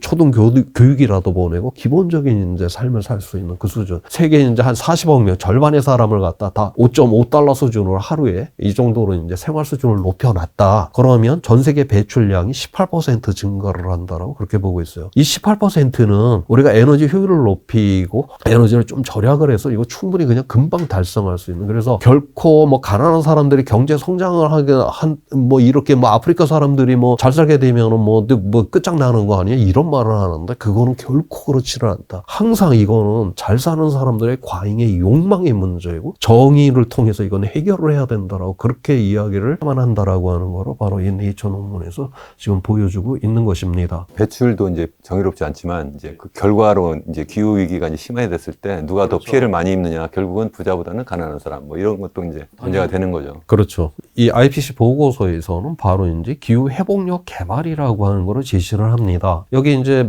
아까 우리 기후 위기를 대응할 때 그 원인이 되었던 온실가스 배출량 저감해야 되고 그 결과로 일어나는 결과에 대해서는 적응을 해야 된다. 여기에 더 하나가 포함된다. 지속가능한 개발 목표. 2015년에 파리기후 협약을 맺었고 유엔에서요. 그 다음에 또 하나가 지속가능한 개발 목표. 저게 같이 이제 맺어지게 되죠. 이 SDGs 이거는 17가지 이 가치를 실현을 해야지만이 바로 우리는 이제 지속가능한 해야지만 이 지구를 갖다 우리 다음 세대한테 물려줄 수 있다. 요거를 이제 왜 해야 되는 그 이유로 이제 여기서 써놨는데 미래 세대가 그들의 필요를 충족할 수 있는 기반을 저해하지 않는 범위 내에서 현 세대의 필요를 충족시킨다. 우리는 이제 이미 미래 세대가 살 수 없을 만큼 이제 과잉되게 오늘날에 지금 지구를 착취를 하고 있거든요. 바로 이거를 중단시켜야 되는 그런 목적으로 이 17가지의 가치를 실현을 해야 되고 이거를 유엔에서 이 17가지의 가치를 하나의 슬로건으로 정리를 해놨죠. 아무도 뒤에 남겨두지 않는다. 다시 말해서 정의로운 세상을 만든다. 그래서 이 기후회복력 개발에서 이 핵심의 가치로 1번 빈곤을 줄인다, 10번 불평등을 줄인다가 바로 핵심의 가치로다 그렇게 내세우게 됩니다. 그래서 지금 우리가 기후위기를 막는다라고 하는 온실가스 배출량을 줄여갖고 1.5도, 2도 이상 상승을 갖다 막아내야만 하는데 아까 1.5도, 2도 시속 150km, 200km로 달린다라고 했잖아요. 이거 굉장히 이것도 위험하거든요. 여기서도 굉장히 많은 이런 이제 기후 위험들이 이제 일어납니다. 그런데 이때 일어나는 위험들, 그 손실과 피해는 불평등하게 지금 일어난다라고 하는 것이에요. 주로 가난하고 약한 곳에 이 기후 위기가 집중화가 된다라고 하는 것이죠. 그래서 우리가 설사 2도를 막아내는 배출량을 2도를 막아내는 이러한 세상을 만들어낸다 해도 이 세상이 바로 이 빈곤과 불평등이 너무나도 큰 세상이 돼버리면 이 2도에서 일어난 위험이 증폭이 되면서 이것 역시도 커다란 위험으로 빠지게 될 거다라고 그렇게 보고 있어. 결국은 이제 기후위기가 결국은 지구 온난화라는 게 이제 너무 심화돼서 나타나는 건데 그거는 결국은 우리가 너무 화석연료를 많이 떼가지고 탄소 배출을 너무 대기권에 많이 낸다 이거잖아요. 그럼 이제 지금 계속 뭐 2050년 이거 뭐 넷제로 목표도 세우고 뭐 이렇게 하면서 어쨌든 전 세계가 나름대로 노력을 하는데 지금 이 탄소 배출량이 지금 어떻게 계속 늘고 있나요? 줄고 있나요? 정체되어 있나요? 매년. 지금 정체되고 있다라고 보는 게 맞습니다. 나라마다 좀 다르긴 하는데 전 지구적으로 봤을 때는 그냥 정체 상태로 지금 가고 있다라고 보는 게 맞을 거예요. 그래서 이제 2도를 이제 그렇게 이제 막아낸다 해도 바로 이제 우리는 이제 정의로운 세상까지 해야지만 이제 안정이 된다라고 하는 것이고요. 우리가 이제 2도를 이제 넘어버리는 세상이 된다. 자, 이렇게 되었을 경우 이건 우리가 그걸 적응 한계가 바로 이제 2도라고 그렇게 보고 있거든요. 적응을 막 3도, 4도, 5도 올라가도 막 적응을 할 수 있는 건 아닙니다. 우리가 적응이라고 하는 거는 그 2도 안에서 일어났었을 때 바로 이제 할 수 있다라고 하는 거고 2도를 이제 넘어서게 되면 우리가 이제 여기저기 뭐 무너지고 부서지고 뭐 이런 기후변화 때문에 그런 것들이 많이 생기게 되겠죠. 그러면 우리가 이런 공적 자금을 통해서 그 무너진 거를 다시 이제 복구로 이제 해야 되겠죠. 우리가 이 공적 자금, 세금으로 모은 그 공적 자금은 좀 더 미래를 위한 이런 새로운 가치에다 돈을 써야 되는데 지금까지 사용을 해왔던 것이 무너졌으니까 그걸 복구를 하는. 그러니까 항상 뒤로 갈 수밖에 없는 이런 상황이 되죠. 그런데 2도를 넘어서게 되면 이 복구 자체가 이제 공적 자금을 아무리 우리가 투입을 한다 해도 그게 너무나도 그게 확대가 돼서 공적 자금으로 완벽하게 이제 이게 회복이 안 되는 상황이 될 거다라고 그렇게 보고 있어요. 다시 말해서 우리가 예전에 사용하던 이런 공적 시설들이 이제 완벽하게 복구가 안 된다. 이제 문명이 쪼그라들기 시작을 하는 그러한 거로 넘어가는 것이죠. 적응이 이제 안 되는 것이기 때문에. 그래서 3도까지 이제 올라가게 되면 손실과 피해가 이제는 보편적. 그전에는 주로 가난하고 약한 쪽이었다가 이제는 부자 나라조차도 치명적인 이제 피해를 보는 바로 문명의 붕괴로 이제 들어가게 된다고 보고 있습니다. 그래서 우리가 배출량 자체를 줄여서 온실가스 자체를 갖다가 줄여야 될 뿐만이 아니라 우리가 정의로운 세상을 만들어야지만이 이제 회복 가능한 그러한 세상으로 갈 수 있다라고 하는 것이고요. 우리가 이 기후위기 대응과 관련돼서 우리 인류가 선택할 수 있는 미래의 여러 갈래 이런 길들이 있습니다. 여기서 녹색의 길, 이건 우리가 지속 가능한 미래로 가는 길을 의미를 해요. 그 다음에 여기에 이제 붉은색은 우리가 전혀 기후 회복력이 있는 개발을 하지 않아 갖고 파국으로 빠지는 거로 이제 의미를 합니다. 여기서 중요한 게 바로 2030년이에요. 우리가 앞으로 2030년까지 전 세계가 이 기후 위기와 관련돼서 뭔가 획기적인 이거를 제대로 대응할 수 있는 이런 체계를 갖다가 우리가 만들어내지 않고 그냥 지금처럼 그대로 간다. 그러면 2030년 이 자리에서는 이 녹색의 지속 가능한 미래로 갈 수 있는 모든 길이 다 차단돼 버린다라고 하는 거예요. 그래서 이번에 IPCC 6차 보고서에서는 앞으로 10년 동안에 우리 인류의 선택이 그 후 수백 년, 수천 년의 미래 지속 가능성을 결정할 것이다라고 그렇게 이야기를 하면서 이 지속 가능한 이 창이 지금 너무나도 지금 빠르게 닫히고 있다. 그만큼 우리에게 적극적인 그런 대응을 갖다가 지금 요구를 지금 하고 있는 것입니다. 우리가 앞으로 7년 안에 우리 인류가 이렇게 완전히 지금 뭔가 다른 이런 세상을 만들어내야 된다라고 있다라고 하는 것인데 과연 그게 가능할까? 물론 인류의 역사를 보게 되면 뭐 수많은 문명들이 위기 속에서 다 무너져 버렸잖아요. 그렇지만은 뭐 또 짧은 시간 안에 또 위기를 극복했던 것도 또한 인간의 역사입니다. 가장 최근에 대표적인 그 위기 극복의 역사가 바로 이제 미국의 2차 대전 참전을 많이들 이야기를 하는데요. 미국이 이제 뒤늦게 참전 선언을 했죠. 참전 선언을 하기 전날까지만 해도 포드 자동차에서 승용차가 생산이 되었고 영업 활동까지 했다라고 해요. 그런데 이제 참전 선언을 했으니까 바로 이제 전쟁용 차량이 쏟아져 나와야 되는 전시산업 전환을 하는데 미국이 1, 2년 만에 전시산업 전환을 갖다 완벽하게 다 해냅니다. 그 다음에 1940년 전에 여성이 중화공업의 노동자로 일한다. 여자가 무슨 쇠를 깎아. 있을 수가 없는 세상이었어. 그런데 이제 전쟁통에 여성 노동자들이 이제 다 들어가갖고 바로 이제 쇠를 깎고 이제 그 탱크 만들고 비행기 만들고 포탄 만드는 바로 여자도 쇠를 깎을 수 있는 이런 세상. 그래서 우리 인간은 이 위기를 이 위기로 인식을 하고 그거를 함께 극복하겠다라고 하는 그런 연대 의식만 있으면 이렇게 1, 2년 만에 이 산업도 다 바꿔내버리고 그 다음에 그 사회 그 전에 생각하지 못했던 이 사회도 바꿔낼 수 있는 존재가 바로 우리 인간이다라고 하는 거를 바로 미국의 2차 대전 참전이 우리에게 이제 보여주었죠. 제가 걱정이 되는 거는 아까 이제 교수님께서 잘 말씀하셨잖아요. 이제 그동안 우리 인류가 겪었던 그런 위험들을 우리가 잘 겪었는데 이게 가능했던 것이 이제 보이는 위험이었기 때문에 그렇다. 기후위기는 이게 보이지 않는 위험이다. 우리가 처음 마주한다. 이렇게 말씀하셨는데 그렇기 때문에 더 국제적 연대도 안 되고 각 국가에서도 시급성을 못 느끼고 이렇게 미국이 2차 세계전이 터지면서 갑작스럽게 산업 전환을 하는 것처럼 못하지 않을까 이런 걱정이 되는 거죠. 그게 가능하게 되려면 결국은 기후위기가 정말 더 심화돼가지고 그야말로 막 이제 수면이 막 해수면이 높아져가지고 정말 자기 나라 땅이 막 없어지고 거기다 식량 위기가 정말 본격적으로 나타나고 해외에서 막 그러한 난민들이 막 몰려 들어오고 경제가 붕괴되고 그러면 또 모를까 과연 가능할까 하다못해 미국에서 트럼프 대통령 같은 사람은 이거 정말 이거 사기다, 이거 음모다, 뭐 이렇게까지 얘기하는 지도자가 있는데 이게 과연 가능할까 정말 걱정입니다. 저도 이제 걱정이긴 한데 그래도 우리 인간이 뭘 극복을 할 때는 어떤 그 긍정의 그런 어떤 희망의 이 서사를 갖고 극복을 하지 맞습니다. 비극을 갖고 극복하지는 않잖아요. 그런 측면에서 한번 생각을 해보는 게 어떨까. 저는 이번에 IPCC 6차 보고서에서 돈 없고 기술 없어서 우리 이거 기후위기 대응 못하는 건 아니다라고 이미 다 그것도 다 분석을 통해서 다 그런 객관적 자료를 다 제시를 해놨잖아요. 그렇기 때문에 이 위기를 정말 위기로 제대로 인식을 하고 이걸 극복을 한다. 전 뭐 그래서 극복을 했었을 경우에 그럼 또 그런 세상은 또 어떨까? 자, 한번 그 이야기를 한번 해볼까 해요. 그 하나 일면을 한번 보려고 지금 이제 이거 암스테르담의 같은 지점을 1971년도하고 2020년도에 지금 찍은 사진입니다. 1971년도 저렇게 이제 자동차가 꽉 차 있고 이제 미세먼지가 꽉 차 있죠. 저 도로의 주인은 쇳덩어리고 사람들은 주변으로 밀려나 있고 그런데 오늘날 보니까 저 도로의 주인이 바로 우리 사람들이고 굉장히 쾌적한 환경 속에서 살아갑니다. 지금 서유럽 같은 경우는 주요 도심부에서 그 교통 분담률의 거의 절반을 지금 자전거가 차지하고 있잖아요. 그러면 서유럽 사람들은 뭐 인류애가 넘쳐서 저렇게 뭐 기후위기 대응하기 위해서 자전거 타고 다니니까 실제 코펜하겐시에서 좀 조사를 해봤습니다. 저 출퇴근을 하는 사람들한테 당신은 왜 자전거 타고 출퇴근을 합니까? 건강을 위해 뭐 기후위기를 뭐 대응하기 위해 뭐 환경을 보호하기 위해 이런 거 있었대요. 그런데 거기에 체크한 사람이 의외로 많지 않았다라고 합니다. 어디에다가 대부분에다 체크를 했냐? 빠르고 편리하니까. 저렇게 이제 자전거 도로가 잘 돼 있으면 1시간이면 우리가 10km 이상을 갈 수가 있죠. 그 다음에 뭐 서유럽 그 주요 도시 한번 도심부 가보신 분은 알겠지만 자가용을 굉장히 진입하기 어렵게 만들어놨죠. 주차료 비싸죠. 그 다음에 시속 30km 이상으로 달리지도 못하게 만들어놓죠. 그러니 그냥 그런 오만 규제를 갖다가 차가 못 들어오게끔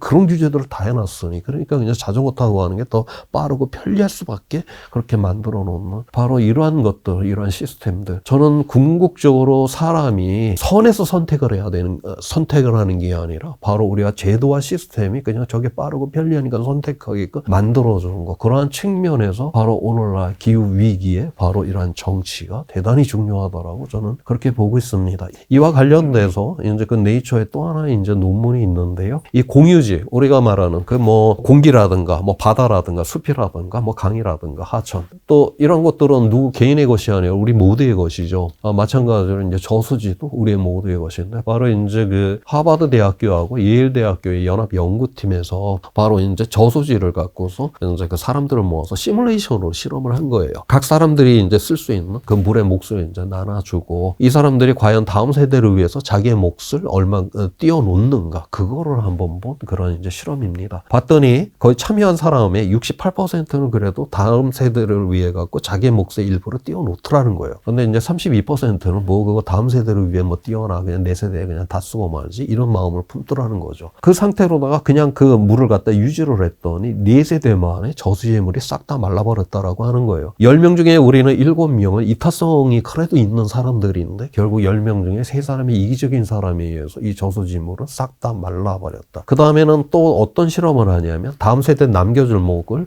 투표를 통해서 정하게끔 그렇게 했어요. 우리는 10명 중에 7명은 그래도 이타성이 있으니까 남겨야지. 그래도 그런 마음을 품었기 때문에 바로 그 저수지물은 그냥 줄지 않고 유지가 되었다라고 하는 이런 실험이에요. 이 논문의 마지막에 있는 문장입니다.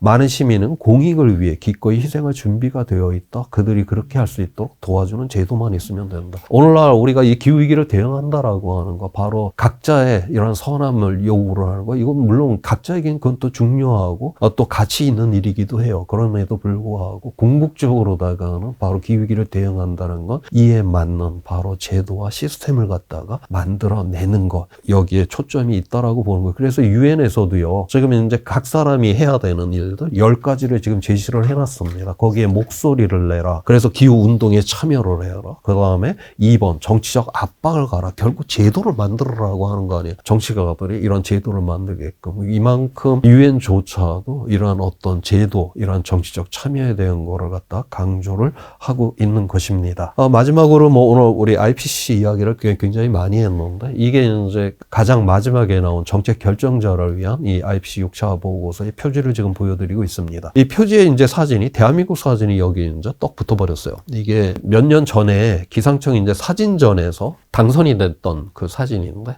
이게 당선이 되면 그 유엔의 세계 기상기구에 이런 또 사진을 다시 또 이제 보내서 거기서 또 이제 경쟁을 하긴 하는데 아무튼 이 사진을 갖다가 이번에 IPCC 6차 그 정책 결정자를 위한 보고서에서 이제 사용을 했는데 우리 전라남도 구례 쪽에서 이제 찍은 사진이라고 해요. 그 사진의 제목이 새벽을 여는 안개입니다. 새벽이기 때문에 저렇게 이제 안개가 껴있죠. 그래서 뭔가 우리가 가고자 하는 이 길이 좀 희귀무례해진 이러한 상황들. 그렇다라고 해서 우리가 그 가야 되는 길이 막 시약하면서 앞이 깜깜해갖고 아무것도 안 보이는 이런 세상은 아니잖아요. 아직까지도 저렇게 우리에게는 희망이 남아있다라고 하는 이 기후위기 속에서도 희망의 메시지를 전달할 수 있기 때문에 이번에 IPCC 6차 보고서의 표지로다가 이렇게 썼다라고 합니다. 아직 우리는 굉장히 좀 깝깝하기는 하지만 그래도 우리에게는 지금 희망이 좀 남아있다. 저는 그렇게 보고 있어요.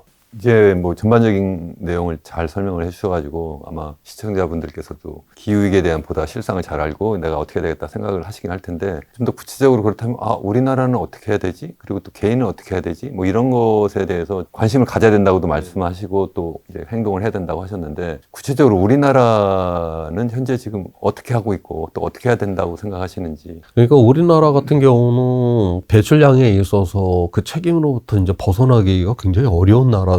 그 뭐 당장 배출량 자체도 세계 10위권 안에 들어가 있는 나라고 누적 배출량을 봐도 온실가스는 솔직히 말해서 누적 배출량이 중요해요. 얘는 축적이 된 위험이었기 때문에 그렇다 해도 20위권에는 이미 들어앉아 있거든요. 그만큼 이제 우리의 책임성이 크다라고 하는 거고 그만큼 세계는 우리를 향한 그런 어떤 책임을 또한 요구를 할 것이다라고 하는 것이고요. 분명 우리가 알죠. 우리 이제 정부에서도 그렇기 때문에 이제 2050년 우리는 이제 탄소 중립에 도달하겠다라고 하는 이런 선언을 해놨는데 그 내용은 굉장히 안 좋습니다. 솔직히 말해서 다른 나라에 비해서 이 재생에너지 비율이 굉장히 적은 편이고요. 특히 이제 외국에서 그 탄소 배출권을 사오겠다라든가 굉장히 좀 부끄러운 이야기예요. 국제 이런 입장에서 자기 스스로 해결을 하지 않고 돈으로 해결하겠다라고 지금 그렇게 마음 먹고 있고 아직까지는 불확실한 기술인 탄소 포집 저장 기술 뭐 이런 거를 통해서 줄이기 지금 당장 재생에너지 지금 그렇게 늘리고 또 지금 실용화가 돼 있는 기술에 대해서는 그렇게 그거는 줄여놓고 그 불확실한 기술에 대해서는 거기에다가 미래를 걸어보겠다. 왜 이런 정책을 하는 건지 저는 납득이 안 되는 이런 측면들을 갖고 있어요. 그래서 목표 자체는 국제 기준에 지금 맞춰져 있는데 그 내용을 보게 되면 좀 의아스러운 이런 측면들이 좀 많습니다. 우리나라 탄소 배출량을 보면 연간으로 보면 한 8위 정도 되거든요. 2022년 기준으로 하면 중국이 단연코 1위고요. 예전에는 미국이 1위였는데 이제 연간으로 그렇고 이제 누적으로 보면 당연히 뭐 미국이나 유럽들이 더 많았을 거라고 생각을 하고 이제 그러면 왜 그렇게 우리나라가 많으냐 보면 크게 세 가지잖아요. 하나는 전력 생산하는데 화석연료를 너무 많이 쓴다. 비용보다 지금 우리가 더 관심 있어야 하는 것이 사실은 이런 과정에서 탄소 배출을 어떤 게 많이 하느냐인데 석탄을 사용하는 화력 발전이 너무 지금 많다. 거의 다수가 그걸로 하는 것이 하나가 있고 또 하나는 뭐냐면 우리 교통 수단이 우리가 대형차 원하고 자가용 많이 쓰기를 원하고 이러면서 나오는 게 또 다시 또 두 번째고 세 번째가 바로 산업용으로 쓰는 데서 나오는 건데 우리나라는 특히 이제 중화학공업 쪽으로 많이 치우쳐져 있기 때문에 그동안 우리가 하는 것이 뭐냐면 원유를 수입을 해서 그거를 이제 정제해서 다시 수출하는 가운데에서 사실 그렇게 탄소 배출량이 많이 나오는 거고 실제 소비량으로 따지면 그러니까 생산 측면과 소비 측면이 다르잖아요. 생산 측면에서 보면 그렇게 8위권 되는데 소비 측면에서 보면 좀 떨어지긴 하는데 아무튼 그래서 이 세 가지를 다 바꿔야 되지 않을까 저는 그렇게 생각을 합니다. 좀 하나 좀 궁금한 게 지속 가능한 성장을 위해서 이런 것들을 하려고 하는 거잖아요. 근데 뭐 사회나 정부 차원에서 이런 거를 가는 방향이 맞는데 단순히 기업 입장에서만 본다면 굉장한 좀 부담일 수 있는 거잖아요. 뭔가 비용은 더 많이 나가는데 성장 속도는 뭔가 느려져서 뭔가 어떻게 보면 기업은 지속 가능한 것도 중요하지만 1년 뭐 3년 5년을 못 버티면 그냥 기업이 그냥 존폐의 위기가 되는 거니까 그런 부분에서는 좀 어떻게 생각하시는지. 현재 붙들려 있다가 지금 우리는 지금 전환의 지금 시대로 지금 진입을 하고 있잖아요. 전환의 시대라고 하는 거는 어떻게 이 세상이 변화가 될 것인가를 우리가 미리 그거를 파악을 해야 되는 것이고 그 여러 가지 중에 하나가 바로 이제 앞으로의 기업도 이 기후 위기를 갖다가 고려를 한 이러한 것들을 전략으로다가 세우지를 않고 그대로 가다가는 뭐 제가 아까 아리백이라든가 뭐 탄소국경 조정제 그 다음에 뭐 그러한 전환의 위험 이런 것들은 다 이제 기업이 이제 져야 되는 그런 만약에 대응을 안 하게 되게 되면 결국 여기에서 이제 뒤처져 버리는 저는 그리고 우리가 산업의 발전 단계를 보게 될 때 에너지의 전환을 갖고서 우리가 산업의 발전 단계를 그렇게 구분시키잖아요. 나무로 태우다가 석탄으로 태우다가 석유로 태우다가 가스로 태우다가 지금 현재 새로운 산업은 이제 재생에너지를 통해서 이제 재편이 될 것이다라고 하는 이런 측면들 저는 기업조차도 아마 이 지속 가능성을 생각을 한다라고 하면 이거는 당연히 전략적으로 고민을 해봐야 되는 이러한 상황이다라고 저는 그렇게 보고 있어요. 그 다음에 저는 이게 굉장히 앞으로 시간이 지나면 지날수록 굉장히 강력한 조건이 될 것이다라고 봐요. 이거는 어떤 뭐 시장에서 무슨 뭐 불경기, 뭐 호황, 막 이런 지금 문제가 아니거든요. 이게 왔다 갔다의 문제가 아니라 우리 인류가 이 지구라고 하는 거 이거 물질적으로 이거 유한한 세상 아닙니까? 이 유한하기 때문에 모든 물질과 에너지는 이 안에서 이게 순환이 돼야 되는 건데 우리가 지금 만들어 놓은 이 시스템을 보세요. 순환이 되진 않잖아요. 에너지와 자원을 끊임없이 고갈을 시키고 있고 그다음에 온실가스 오염먼지 쓰레기는 계속 쌓아두고 있고 이렇게 한쪽은 계속 고갈이 되고 한쪽은 계속 쌓아둔다. 자연은 이러한 불균형을 무너뜨린다라고 하는 게 이게 자연의 법칙이거든요. 오늘날 이 위기의 또한 본질 자체가 지구의 이 물질적 유한성을 인간의 세상이 지금 넘어서 버렸기 때문에 일어나는 문제들이 그렇기 때문에 지금처럼 이게 뭐 호황이다 불경기다 뭐 이런 차원이 아니라 지금 이거는 지구의 물질적 유한성 안에 과연 우리의 이런 기업이 지속 가능할 수가 있느냐. 지금 이제 이거를 지금 따져야 되는 전혀 새로운 각도를 우리에게 지금 요구를 지금 하고 있는 이러한 측면이다라고 저는 그렇게 보고 있어요. 이제 그 말씀 이제 저도 전적으로 동의를 하지만 한편으로는 이제 김 작가님이 잘 지적한 것처럼 개별 기업 입장에 생각하면 당장에 올해 이윤이 나지 않으면 내가 지금 기업이 존속을 하지 못하고 그래서 결국은 노동자를 또 해고해야 되는 이런 상황이 되기 때문에 어떻게든 이윤을 내야 되는데 그렇기 때문에 그냥 그러한 어떤 국제적 압력이라든가 어떤 사회적인 정의 때문에 내가 환경을 보존해야지 그래서 그쪽으로 비용을 많이 써야지 이런 거보다는 그것도 중요하지만 더 하나 중요한 것은 이 환경을 내가 챙기는 그러한 경영을 하는 것이 기업의 이윤을 더 극대화하는 데도 도움이 된다 하는 그러한 쪽으로 우리가 좀 관심을 더 가지면 좋지 않을까. 그래서 그게 요즘 많이 얘기했던 그 ESG 경영 그게 바로 이제 E 인바이러먼트고 S가 이제 사회적인 어떤 측면이고 G가 이제 가버넌스인데 그래서 이거를 다 같이 하는 것이 그게 결국 보니까 어떤 이윤 추구하는 데서도 좋더라 이런 건데 저는 사실 ESG에 대해서는 개인적으로 썩 좋아하는 개념은 아니에요. 차라리 저는 3P 경영이라는 게 있거든요. 뭐냐면 PPP예요. 그러니까 P가 첫 번째 제일 중요한 게 기업의 목표가 이윤을 극대화하는 것이고 두 번째 P가 플래넷, 이 지구를 챙기는 것이고 세 번째 P가 people, 사회를 챙겨야 하는 거죠. 그래서 세 개를 다 하는데 어떻게 그럼 하느냐.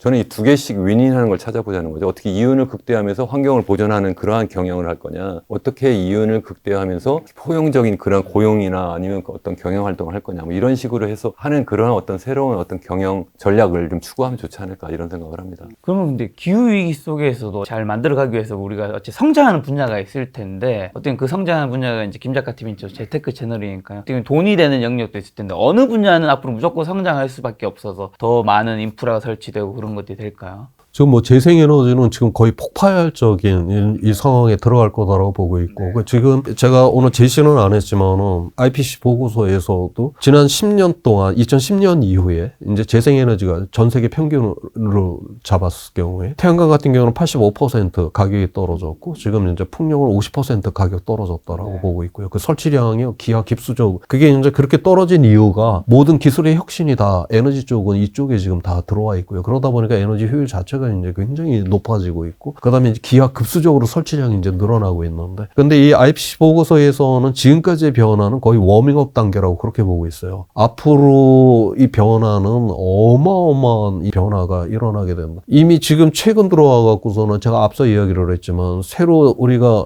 전력을 발전소로 만든다면 이미 80% 이상이 태양광과 풍력에서 지금 전 세계에서 되는데, 그게 아마 조만간 5년 이내에 거의 한 100% 가까이가 이제 태양광에서 다 쏟아져 나오게 될 거다라고 지금 그렇게 다 보고 있거든요.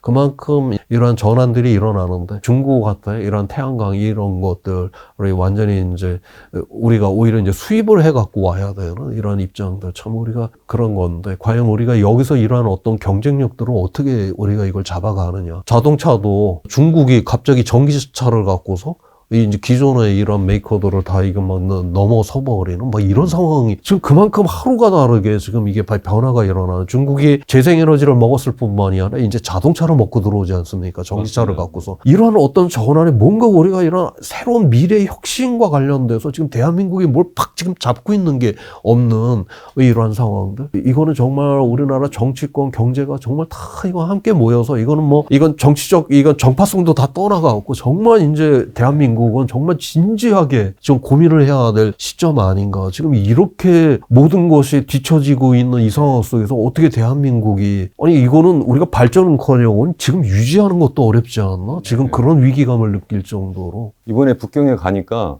공기가 너무 깨끗한 거예요. 쾌적해요. 근데 그래서 이거 왜 그렇지? 이게 첫 번째는 이제 전반적인 이제 경제 상황이 나빠가지고 좀 침체가 돼가지고 아무래도 차량 이동량이 좀 줄은 측면도 하나 있긴 하지만, 뭐냐면 전기 자동차가 엄청나게 많이 보급됐다는 거예요. 그래서 그렇다고 하는데, 코로나 터지기 직전에 제가 또 갔을 때만 해도 막 공기가 너무 나빠가지고 오늘 숨쉬기도 힘들 정도였거든요. 제가 처음 중국 갔을 때는 93년인데 30년 전에 갔을 때는 거의 아까 자전거 북경시내 다 다녔는데, 이게 뭐 10년마다 보면 자동차 확 늘더라고요. 그러다가 이제 그게 막 꼭지까지 가가지고 완전 숨쉬기도 힘든 정도 되다가 요즘에는 그게 산업적으로 이게 아까 말씀드린 그 녹색 성장을 하는 거예요. 이 중국이 더 잘하거든요, 녹색 성장을. 이게 결국은 이 환경 분야에 관련한 어떤 산업을 육성함으로 해서 산업 경쟁력도 키우고 또 여러 가지 이제 환경의 지속 가능성 높인다. 그런 것을 도리어 중국이 우리보다 앞서가는 측면이 굉장히 강하구나. 그런 생각을 좀 했습니다. 지금 자동차랑 중국 얘기하셔서 그냥 이건 개인적인 엄청난 대담의 그런 맞는 질문 아닐 수 있죠. 개인적 궁금함인데, 코로나 전만 해도 서울에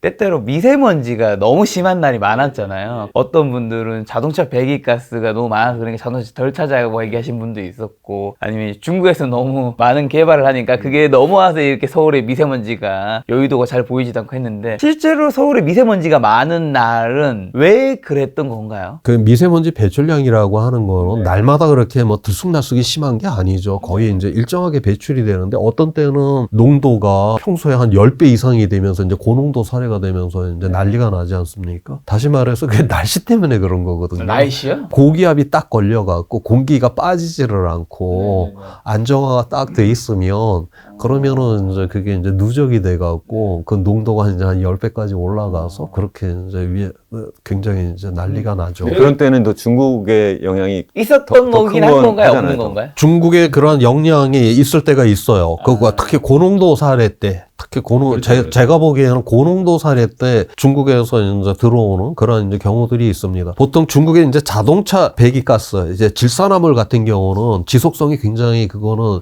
하루 이틀 만에 걔네들은 다 그 자연적으로 사라져요. 그런데 그 석탄 발전소 있잖아요. 거기서 나오는 그 황산화물은 얘가 오래 버텨요. 얘가 이제 한 일주일 가거든요. 일주일 가니까 충분히 중국에서 우리나라까지 이제 넘어올 수 있는 이런 이제 여건이 되는데 앞으로는 앞서 지금 교수님께서 이야기를 했듯이 베이징 이제 날씨가 공기가 굉장히 좋아졌다라고 그랬잖아요. 이제 우리도 88 올림픽 전까지만 해도 와샤사 한번 서울 시내 입고 나가면은 여기가 새까매져 갖고서요 매일같이 가라앉아야 되는. 그러다가 뭐 일본 같은데 한번 출장 갔다 오면 뭐 한 3일을 입어도 이게 새까만지지 않더라. 뭐 신기해서 막 그랬고 우리 그렇게 했었거든요. 우리도 경제가 성장하니까 대기 오염부터 잡잖아요. 우리부터 살기가 어렵거든요. 중국도 마찬가지. 이제 살만해졌잖아요. 그러니까 대기 오염부터 잡고 저 석탄 저거 공장 굴뚝부터 다 잡거든요.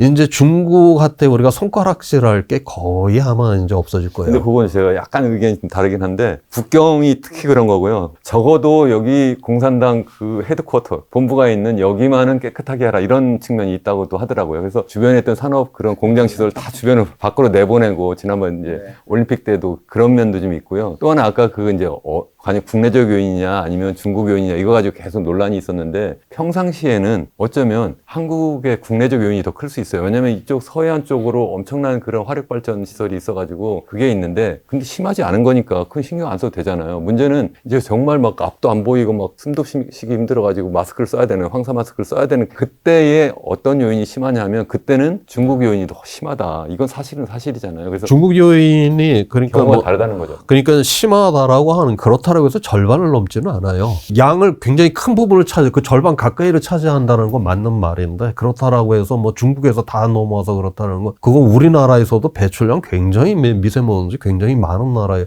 속하는 것이고 일본 같은 경우로 일본으로 넘어가는 미세먼지량 우리나라에서 상당히 많거든요. 근데 일본이 우리나라 갖고 그 미세먼지 갖고 손가락질 안 하거든요. 지들 줄여 갖고서 다 그렇게 공기 깨끗하게 다 만들어 놓은 거거든요. 그래서 그 다음에 또 하나는 실제로 국제적인 모든 지금 나오는 논문들을 보게 되면 최근 지금 10여 년 동안 중국의 미세먼지가 뚜렷하게 줄어든다라고 하는 거는 그건 객관적인 사실이에요. 그래서 지금 현재 우리나라가 지금 환경부가 지금 중국하고 이 미세먼지 협상을 하러 갔다 대받아치기 당하고 항상 와요. 너희 때문에 우리가 이렇게 못 살겠다 그러면 자기네는 이만큼 줄이고 있는데 지금 니들이 뭘 안 해서 그런 거 아니냐? 오히려 이런 소리 지금 들어야 될 판이 됐다라고 하는 거죠. 그래서 결국은 화력발전 얘기 다시 하는데 화력발전을 줄이는 게 너무 중요하고요. 에너지에서 두 번째는 이제 산업 구조를 지금 전환해서 너무 중화공업 위주로 되어 있는 걸 새로운 첨단 산업으로 바꾸는 것이 너무 중요하고 또 하나는 이제 교통수단에서 우리가 너무 대형차 원하고 개인 자가용 원하고 이러면서 그걸로 그냥 일상생활을 하다 보면 과연 줄일 수 있는 방법이 뭐가냐는 거죠. 그 세 가지 측면에서 우리가 적극적으로 노력을 해야 되지 않는가.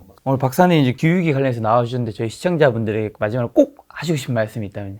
이거는 뭐 저 전환의 문제이고 우리가 지금까지 살아왔던 삶의 틀을 갖다 이제 바꿔야 되는 생각을 바꿔야 되는 이런 문제다. 이거는 우리가 지금까지 살아왔던 이 세상을 조금 수정하거나 보완을 하거나 이렇게는 근본적으로 이 문제는 해결이 불가능하다라고 보고 있거든요. 그러한 측면에서 우리가 지금과는 완전히 다른 삶에 대한 지금까지 한 번도 살아보지 않았던 이런 새로운 세상을 갖다 우리가 지금부터는 상상을 해내야 되고 또 그런 세상을 우리가 함께 그려냈다라고 하면 또 함께 만들기 위해서 애써야 하는 바로 대한민국은 지금 굉장히 지금 그런 중요한 시점에 있다. 저는 그렇게 보고 있습니다. 오늘 박사님께서 기후위기의 심각성과 위험에 대해서 굉장히 많은 얘기 해주신 것 같은데 개인분들이 뭐 해야 되실지는 그 유엔 환경계약에서 기후위기의 전쟁에 도움을 줄 수 있는 10가지 방법 사실 뭐 그 외에도 여러 가지 방법 이제 그런 거 고민하지 말고 요거라도 제대로 하는 게 중요한 거겠죠. 거기 마지막에 보면은 거기가 마지막 10번이 투자예요. 그렇게 이제 자기가 좀 여유가 있어서 투자를 할 수 있는 이러한 분들은 바로 이제 기후위기를 대응할 수 있는 자기가 이렇게 투자하는 그 돈들이 이게 기후위기를 일으키는데 지금 이게 투자가 되는지 아니면 기후위기를 막는데 투자가 되는지 그거를 봐가면서 투자를 하시면 특히 금융에 대한 이 투자는 있잖아요. 기후위기를 대응하는 데 있어서 가장 1년 이내 효과가 나옵니다. 그 어떤 대응보다도 가장 빨리 그 효과를 볼 수 있는 게 바로 투자에서 결정이 난다라고 그렇게 보고 있어요. 알겠습니다. 김작가TV 채널의 시청자분들이 아무래도 또 투자자분들이 많기 때문에 이 10번 지구 친화적 투자에 집중하라 부분에 좀 투자를 한다면 우리가 기후위기도 조금이라도 잘 견뎌낼 수 있지 않을까라는 생각 들었습니다. 오랜만에 여서님은 조천호 교수님, 이현은 교수님이었습니다. 지금까지 여러분 소중한 시간 함께 해주셔서 정말 감사합니다. 오늘도 김작가였습니다. 고생 많으셨습니다. 고맙습니다. 수고하셨습니다.